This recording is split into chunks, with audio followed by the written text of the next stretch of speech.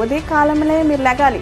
ఉదయకాలంలో లేచి మీరు fresh up మైండ్తో మీరు దేవుని గ్రంథాన్ని పట్టుకోండి. ఫోన్స్, టీవీలు అన్నీ పక్కన పడేయండి. టీవీలో ప్రార్థన వస్తుంది, టీవీలో వాక్యం వస్తుంది, లేకపోతే ఫోన్లో వాక్యం వస్తుంది, లేకపోతే ఫోన్లో మీకు ప్రార్థన వస్తుందంటే నో. మీరు వ్యక్తిగతంగా మీరు వెళ్ళి దేవుని సన్నిధానంలో మోకరించి ప్రార్థన చేసి దేవుని యొక్క మాటను మీరు పట్టుకోండి. దేవుని గాస్పెల్స్ చదవండి. ఉదయకాలం మీరు ఫ్రెష్గా ఉంటారు. ఉదయకాలం మీకు ఫ్రెష్ మైండ్ అనేది మీకు వస్తుంది. ఆ యొక్క ఫ్రెష్ మైండ్లో మీరు చదివినట్లయితే దేవుని స్వరం మీరు వింటారు. దేవుడు ఎందుకోసం మాట్లాడుతున్నాడు, ఏం మాట్లాడుతున్నాడో, ఏ అద్భుతం చేస్తాడో, ఏ ఆశ్చర్యకారం చేస్తున్నాడో, మీ జీవితంలో ఏదైతే చేయబోతున్నాడో ఈ యొక్క ధ్యానం ద్వారా మీకు తెలుస్తుంది.